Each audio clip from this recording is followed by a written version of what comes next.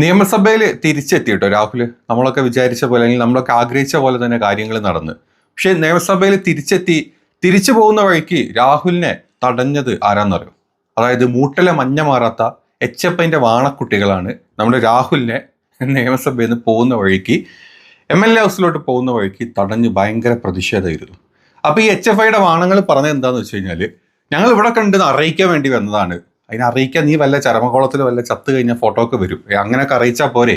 ഇങ്ങനെ ഒരു MLAയുടെ മുമ്പിൽ കടന്നിട്ട് ഇമ്മാതിരി വാണപരിപാടികൾ ചെയ്യണോ എൻ്റെ വാണക്കുഞ്ഞുങ്ങളെ എന്നാണ് എനിക്ക് ഈ പറഞ്ഞ HFIയുടെ മുട്ടിൽ മഞ്ഞ മാറാത്ത ഈ പറഞ്ഞ പീക്കിരി കുട്ടികളോട് ചോദിക്കാനുള്ളത്. ഏതായാലും HFIയുടെ ആ വാണക്കുഞ്ഞ് പറഞ്ഞ കുറച്ച് കാര്യങ്ങൾ കേട്ട് കഴിഞ്ഞാൽ നമുക്ക് ചിരി വരും. എന്നിട്ട് നമുക്ക് രാഹുലിന്റെ പ്രതികരണമൊക്കെ കാണാം.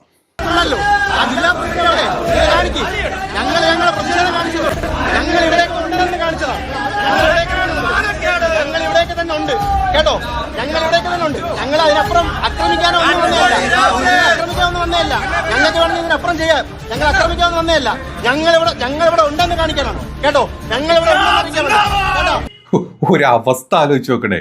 ഞങ്ങൾ ആക്രമിക്കാൻ വന്നൊന്നുമല്ല, ഞങ്ങൾ ഇവിടെ ഉണ്ടെന്ന് കാണിക്കണം എന്ന് ഒരു HFIയുടെ വലിയ നേതാക്കന്മാരാണ്. ഉണ്ടെന്ന് കാണിക്കാൻ ഇതുപോലെ രാഹുലൊക്കെ വരുന്ന സമയത്ത് ഇതുപോലെ വന്നിട്ട് 4 ചെറ്റവർത്താനും മുമ്പിൽ വന്നിട്ട് വണ്ടിയുടെ മുമ്പിൽ പറഞ്ഞു കഴിഞ്ഞാൽ കുറച്ച് ക്യാമറ അല്ലെങ്കിൽ കുറച്ച് മാധ്യമപ്രവർത്തകരൊക്കെ ഷൂട്ട് ചെയ്യുമ്പം അപ്പം നമുക്ക് മനസ്സിലാവും HFIയുടെ വാണങ്ങൾ ഇപ്പോൾ ജീവിച്ചിരിപ്പുണ്ട്, അല്ലെങ്കിൽ HFIയുടെ ഗുണ്ടകൾ ഇതുപോലൊക്കെ നമ്മുടെയൊക്കെ മുമ്പിൽ വരാറുണ്ട് എന്ന് ഒരു ഗതികേട് നിങ്ങൾ ആലോചിച്ച് നോക്കണം. എൻ്റെ പൊന്നു ഇരട്ടച്ചങ്കം പിണറായി, പറ്റുമെങ്കിൽ നിങ്ങളുടെ വിദ്യാർത്ഥി സംഘടനയാണല്ലോ ഈ HFI എന്ന് പറയുന്നത്. അപ്പോൾ ഈ പൂടയിലെ മഞ്ഞ അല്ലെങ്കിൽ മുട്ടത്തൊലി മാറാത്ത പിള്ളേരൊക്കെ ഒന്ന് ഇടയ്ക്കൊക്കെ ഒന്ന് ഇങ്ങനെ എവിടെയെങ്കിലുമൊക്കെ ഒന്ന് കൊണ്ട് പ്രദർശിപ്പിക്കുക. അങ്ങനെ കുറച്ച് 4 ആൾ അറിയട്ടെ HFIയുടെ ഗുണ്ടകൾ ഇപ്പോഴും ജീവിച്ചിരിപ്പുണ്ടെന്ന്. കാരണം ഇവന്മാരെ കൊണ്ട് ആകെ ഉള്ളൊരു ഗുണം എന്ന് പറഞ്ഞു കഴിഞ്ഞാൽ തോറ്റ അമ്പിയിരിക്കുന്ന HFIയുടെ വാണങ്ങളെ എങ്ങനെയെങ്കിലുമൊക്കെ പരീക്ഷയിൽ ഇല്ലാത്ത പേപ്പർ ഉണ്ടാക്കിയിട്ട് എഴുതി ജയിപ്പിച്ച് വിടാനും, പിന്നെ ഇതുപോലെ പിണറായിക്ക് വേണ്ടിയിട്ട് തല്ലുകൂടാനും, അല്ലെങ്കിൽ ഇങ്ങനത്തെ ഏതെങ്കിലുമൊക്കെ പിള്ളേരെ റാഗ് ചെയ്ത് കൊല്ലാനും, പിന്നെ കൂടെ പഠിക്കുന്നവന്മാരെ കയറി പിടിച്ച് ഗർഭമുണ്ടാക്കി കൊടുക്കാനും, ഇങ്ങനത്തെ പരിപാടിക്കൊക്കെ HFIയുടെ ഗുണ്ടകൾ പുറത്തോട്ട് വരാറുള്ളൂ. അതുകൊണ്ട് തന്നെ ആർക്കും വലിയ കോണമൊന്നും ഇതുവരെ ഉണ്ടായിട്ടില്ല, ആരും കണ്ടിട്ടുമില്ല കേട്ടിട്ടുമില്ല. അപ്പൊ പിന്നെ ഇടയ്ക്കൊക്കെ ഒന്ന് മുഖം കാണിക്കാൻ ഇങ്ങനത്തെ അവസരങ്ങളെ കിട്ടുള്ളൂ എന്നുള്ളത് പച്ചക്ക് പറയേണ്ടി വന്ന ഒരു HFI കൊണ്ടയുടെ അവസ്ഥയാണ്, രോദനമാണ് നമ്മൾ കേട്ടത്. അതിലും കുറച്ചുകൂടെ കാണാം.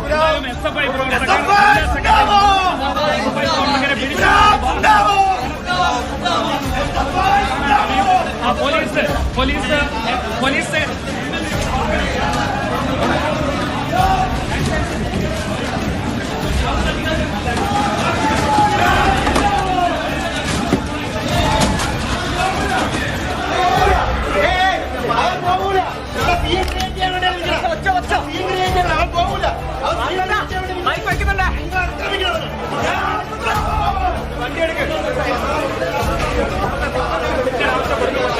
വാഹനമെടുക്കാൻ ഇതുവരെ തയ്യാറായിട്ടില്ല.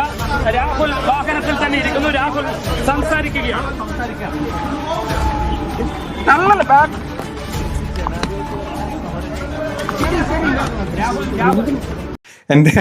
എന്റെ പൊന്നെ HFI ഗുണ്ടകളെ, നീയൊക്കെ കിടന്ന് അവിടെ തുടി അഴിച്ചിട്ട് ഡാൻസ് കളിച്ചോ, എന്ത് വേണമെങ്കിലും ചെയ്തോ, കുറച്ച് ആൾക്കാരൊക്കെ കാണും. അങ്ങനെങ്കിലും നിന്നൊക്കെ ആൾക്കാരൊന്ന് അറിയട്ടെ അല്ലേ.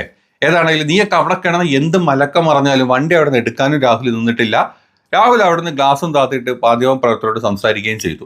ഇത്രയാണ് HFI ഗുണ്ടകൾ വിറപ്പിച്ച് പോയത്. ചില HFI ഗുണ്ടകളുടെ സാമാനം വിറച്ചു എന്നല്ലാണ്ട് അവിടെ വേറെ ആർക്കും ഒരു വിറയെ അല്ലെങ്കിൽ ഒരു ഇതും ഉണ്ടായില്ല. കുറെ ചിരിക്കാൻ പറ്റി ഒരവസ്ഥ. HFI ഗുണ്ടയുടെ ഞങ്ങൾ ഇവിടെ ഉണ്ടെന്ന് അറിയിക്കാൻ ഞങ്ങൾ വന്നതാണെന്ന് പറയേണ്ടി വന്ന ഒരു HFI ഗുണ്ടയുടെ അവസ്ഥയാണ് നമ്മളിപ്പോൾ കണ്ടത്. ഏതാണെങ്കിലും രാഹുൽ നമ്മൾ ആഗ്രഹിച്ച പോലെ, അല്ലെങ്കിൽ നമ്മുടെ നാട്ടിലെ ജനങ്ങൾ ആഗ്രഹിച്ച പോലെ തന്നെ തിരിച്ച് നിയമസഭയിൽ എത്തി.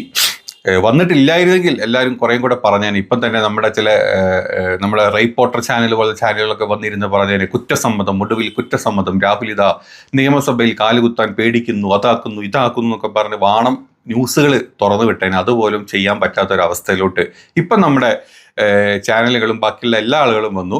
ഈ രാഹുലിൻ്റെ കുറച്ച് പ്രതികരണം കൂടെ കണ്ടിട്ട് ഈ HFI മാത്രം എന്തുകൊണ്ട് പ്രതികരിക്കാൻ വന്നു, എവിടെ പോയി നമ്മുടെ എന്താ പറയുക കുണ്ടൻ ചാനലായിട്ടുള്ള ചാനലിൽ നിന്ന് വന്നു പോണേ നമ്മുടെ കുണ്ടൻ പാർട്ടി ആയിട്ടുള്ള നമ്മുടെ BJP പാർട്ടി എവിടെ പോയി എന്നുള്ള അറിയില്ല. അത് മാത്രമല്ല, നമ്മുടെ പീഡന വീര പരമ്പരകളുള്ള മറ്റു പാർട്ടി ആയിട്ട് നമ്മുടെ കമ്മ്യൂണിസ്റ്റ് പാർട്ടിയും പുറത്തോട്ട് വന്നിട്ടില്ല. ഏതായാലും രാഹുലിന്റെ ഒരു പ്രതികരണം കാണുക, എന്നിട്ട് നമുക്ക് ബാക്കി പറയാം. ഏതെങ്കിലും കാലത്ത് പാർട്ടി അനുകൂലമായതോ വ്യക്തിപരമായി പ്രതികൂലമായതോ തീരുമാനം എടുക്കുമ്പോൾ ആ തീരുമാനത്തെ ധിക്കരിക്കുവാനോ ലംഘിക്കുവാനോ ഒരു കാലത്തും ശ്രമിച്ചിട്ടുള്ളൊരു കോൺഗ്രസിൻ്റെ പ്രവർത്തകനല്ല ഞാൻ. അപ്പം ഇപ്പോഴും സസ്പെൻഷനിലാണെന്ന് പറഞ്ഞാലും ഞാൻ പരിപൂർണമായി പാർട്ടിക്ക് വിധേയനായി മാത്രം പ്രവർത്തിക്കുന്ന ഒരാളാണ്.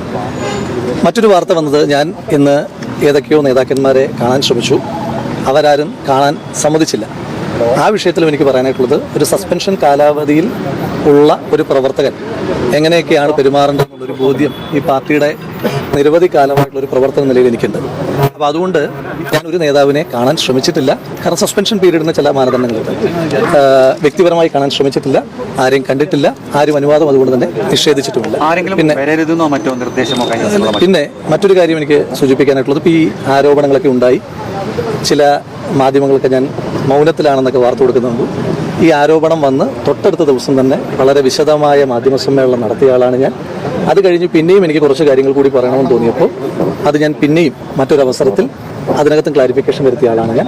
ഇപ്പോൾ ഇതിനകത്ത് ഒരു അന്വേഷണം നടക്കുകയാണ്. ആ അന്വേഷണ സംഘത്തിൻ്റെ സാങ്കേതികത്വത്തിലേക്കൊന്നും ഞാൻ കടക്കുന്നില്ല ഇപ്പോൾ. പക്ഷേ നിങ്ങൾക്കൊരു കാര്യം ഉറപ്പുള്ളത്, ഈ ഇടതുപക്ഷ സർക്കാരിനെതിരെ ആദ്യമായി സമരം ചെയ്തപ്പോൾ 18ാമത്തെ വയസ്സ് ജയിലിൽ പോയ ആളാണ് ഞാൻ. പക്ഷേ ഏറ്റവും കൂടുതൽ കാലം ജയിലിൽ പോയത് പിണറായി വിജയൻ സർക്കാരിൻ്റെ കാലത്താണ്. അപ്പോൾ ആ അന്വേഷണത്തിൽ നിങ്ങൾക്ക് ഒന്നുറപ്പിക്കാം, എനിക്ക് യാതൊരു വിധമായ ആനുകൂല്യം കിട്ടുന്ന അന്വേഷണമല്ല. മാത്രമല്ല, എനിക്കെതിരായി എന്തെങ്കിലും ഉണ്ടെങ്കിൽ എന്നെ കൊന്നു തിന്നാൻ നിൽക്കുന്ന ഒരു സർക്കാരിന് ഏറ്റവും വിശ്വാസമുള്ള അന്വേഷണ ഏജൻസിയാണ്. ആ സർക്കാരിന് ഏറ്റവും വിശ്വാസമുള്ള ഒരു അന്വേഷണ ഏജൻസിയാണ് അന്വേഷണം നടത്തുന്നത്. അതുമായി ബന്ധപ്പെട്ട് അന്വേഷണങ്ങൾ നടക്കട്ടെ, ആ അന്വേഷണങ്ങൾ പുരോഗമിക്കട്ടെ. അതിൻ്റെ ഓരോ ഘട്ടത്തിലും അതുമായി ബന്ധപ്പെട്ട കാര്യങ്ങൾ വളരെ വിശദമായി തന്നെ നിങ്ങളോടെല്ലാവരോടും വളരെ കൃത്യമായി തന്നെ ഇടയ്ക്കിടയ്ക്ക് സൂചിപ്പിക്കാം.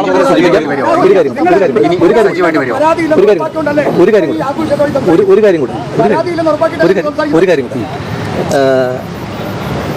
ഈ ഞാനൊരു കോൺഗ്രസിൻ്റെ പ്രവർത്തകനായി ഇപ്പോഴും സസ്പെൻഷനിലാണെങ്കിലും കോൺഗ്രസിൻ്റെ പ്രവർത്തകനെന്ന് സാങ്കേതികമായി പറയാൻ കഴിയില്ല എങ്കിലും മരണം വരെ കോൺഗ്രസ് പ്രവർത്തകനായി കഴിയുന്ന ഒരാളാണ്. ഈ പാർട്ടിയുമായി ബന്ധപ്പെട്ട് ഏറ്റവും വലിയ ഒരു ക്യാമ്പയിനുമായി ബൂത്തുകളിലേക്ക് ഏറ്റവും സാധാരണക്കാരായ പാർട്ടി പ്രായഭേദമന്യേ ചെറുപ്പക്കാർ തൊട്ട് നന്നായി നടക്കാൻ ആരോഗ്യമില്ലാത്ത മനുഷ്യന്മാർ വരെ ചേർന്ന സമയമാണ്. ആ സമയത്ത് ഒരു ബൂത്ത് ക്യാമ്പയിൻ നടത്തുന്നു, പോസ്റ്റർ ഒട്ടിക്കുന്നു, സമരം എഴുതുന്നു. അതുപോലെ തന്നെ സമരങ്ങൾ, ഏറ്റവും ശക്തമായ സമരങ്ങൾ. ഇന്ന് പോലും KSUവിൻ്റെ DG ഓഫീസിലേക്കുള്ള മാർച്ച് നടക്കുന്നു. യൂത്ത് കോൺഗ്രസിൻ്റെ വിവിധങ്ങളായ സമരങ്ങൾ നടക്കുന്നു. സമര നേതാക്കന്മാരെ മുഖംമൂടി അണിഞ്ഞുകൊണ്ട് പോലീസ് കൊണ്ടുപോകുന്ന കാഴ്ചകൾ നമ്മൾ കാണുന്നു. ക്രൂരമായ കസ്റ്റഡി മർദ്ദനങ്ങൾ ഉണ്ടാകുന്നു. അപ്പോൾ ആ സമയത്തൊക്കെ പ്രസ്ഥാനത്തിൻ്റെ പ്രവർത്തകർ അതിശക്തമായ ഒരു വലിയ പോരാട്ടം ഏറ്റെടുത്തിരിക്കുകയാണ്. അതുപോലെ തന്നെ സൈബർ മേഖലയിലും ഒരു ലൈക്ക് കൊണ്ടെങ്കിലും ഈ പാർട്ടിയുടെ നേതാക്കന്മാരുടെ നിലപാടുകളെ അംഗീകരിക്കുന്ന ലക്ഷോപലക്ഷം മനുഷ്യന്മാർ ലോകത്തിൻ്റെ വിവിധ ഭാഗങ്ങളിലായി പ്രവർത്തിച്ചുകൊണ്ടിരിക്കുകയാണ്. അപ്പോൾ ആ പ്രവർത്തകരോടുള്ള എൻ്റെ മുൻകാലങ്ങളിൽ പദവികളിൽ ഇരിക്കുമ്പോഴും ഞാനങ്ങനെ ഏതെങ്കിലും തരത്തിലുള്ള ആജ്ഞകൾ കൊടുക്കുന്ന ഒരാളല്ല, എന്ന് വെച്ചാൽ ഉത്തരവുകൾ കൊടുക്കുന്ന ഒരാളല്ല, എന്നും പ്രവർത്തകനായിട്ട് തന്നെ പ്രവർത്തിക്കുന്നു. ഇപ്പം എനിക്കൊരു പ്രവർത്തന നിലയിലുള്ള അഭ്യർത്ഥന, എല്ലാ കോൺഗ്രസ് പ്രവർത്തകന്മാരും സർക്കാരിനെതിരായിട്ടുള്ള പ്രവർത്തനങ്ങളുമായി ഏറ്റവും ശക്തമായി മുന്നോട്ട് പോകുവാൻ നിങ്ങളുടെ ഇനിയുള്ള സമയവും ഊർജ്ജവും ചെലവഴിക്കണമെന്ന് മാത്രമാണ്. അപ്പോൾ ഇതാണ് രാഹുലിന് പറയാനുള്ളത്. പറയേണ്ട കാര്യങ്ങളൊക്കെ വ്യക്തമായിട്ട് തന്നെ പറഞ്ഞിട്ടുണ്ട്. ചില മാധ്യമ പ്രവർത്തകൻ എന്ന് പറയുന്ന ചില റൈപ്പ് പോർട്ടർ ചാനലുകളും മറ്റ് ചാനലുകളിലെ ആൾക്കാരൊക്കെ ചൊറിയാൻ നോക്കി. അവസാനം അവൻ്റെ ചന്തി ചൊറിഞ്ഞു എന്നല്ലാണ്ട് രാഹുലിനെ ചൊറിയാൻ അവനെ കൊണ്ട് പറ്റിയില്ല. മറുപടികൾ വളരെ കൃത്യവും വ്യക്തവുമായിരുന്നു. ഇതൊക്കെ ആണെങ്കിലും ഞാനിന്ന് ആലോചിച്ചേ, ഇപ്പം ഇത്രയും നമ്മുടെ HFIയുടെ ഈ തിട്ടക്കുട്ടികൾ വന്നിട്ട് ഇങ്ങനെ കുറച്ച് 4 ഡയലോഗുകൾ അടിച്ച് പോയി എന്നല്ലാണ്ട് ഒരു കാര്യമില്ല, ഒരു ഉപകാരമില്ല, അത് പോയി എന്നല്ലാണ്ട് ഇത്രയും കാലം അത് രാഹുലിനെ അവിടെ കാലുകുത്തിക്കില്ല, രാഹുലിനെ ഇവിടെ കാലുകുത്തിക്കില്ല, രാഹുലിനെ പറക്കാൻ സമ്മതിക്കില്ല, രാഹുലിനെ റോട്ടിൽ കൂടെ വരാൻ സമ്മതിക്കില്ല, അപ്പോൾ വീട്ടിൽ നിന്ന് പുറത്തിറങ്ങാൻ സമ്മതിക്കാത്തൊക്കെ നമ്മുടെ ഈ CPM CPI ഗുണ്ടകളും മറ്റ് നമ്മുടെ കുണ്ടൻ പാർട്ടിയുടെ ഗുണ്ടകളും ഒക്കെ ഇവിടെ പോയി എന്നുള്ളത് ആരും അറിയില്ല. ആരെയും മഷിട്ട് നോക്കിയിട്ടും ആ വഴിയിലൊന്നും കണ്ടിട്ടില്ല. ആർക്കും ഒരു പ്രശ്നമില്ല.